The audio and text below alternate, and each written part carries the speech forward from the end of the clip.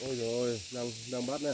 Ô À, mình nó là nó cẩu chua lúc chi lì đó bên mân ta đó cho phong yêu một mân ta đó đó giờ tỏ tiền đó trong tông là mua nên cậu ít xu ta lại mua tài thuốc trâu xu đó để nó ó xu đấy. Nên là một ô một chiếc cờ 29 cho tháng số 5 đời nha. một sai đó Đấy, đang bắt ra. mua Bài tỏ nó trắng thế đó này. chúa plau xuống tỏ nó để nó ó xu từ từ nó ta tỏ một yếu mua đó xem gì lại mua trong đi trả đó nó một chiếc cờ Bầu trắng bốp.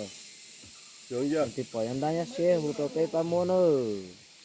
trong tông À, mà có thầu bầu vẫn còn đẹp đóng nguyên.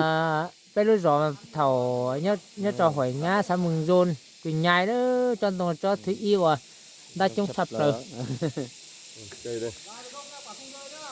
đã chung sập rồi ý tiền anh mới giàu thứ rồi nè lý do chỉ có một chống được thế hả mà chỉ có để thầu tư mà đi cho cám ơn bọn nó nữa chân tông là giàu y mua chung ta mua lấy mua ta cầu chi số nữa những số số nữa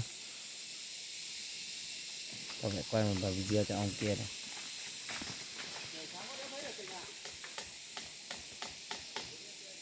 mấy cái tủ kia làm cái sắt nó sao mà vòng vòng không dưới Một kia đấy cành 2 tổ luôn nhá. Đấy. ô tổ trên kia cũng có mật nhiều mà Còn bên này có 3 tổ này. mới được 4 tổ 4 tổ đấy một tổ ở cái cành Hai dưới tổ, kia sáu Cái cành sau có một tổ nữa, 4 tổ. Bây giờ đang cắt 2 tổ nhá.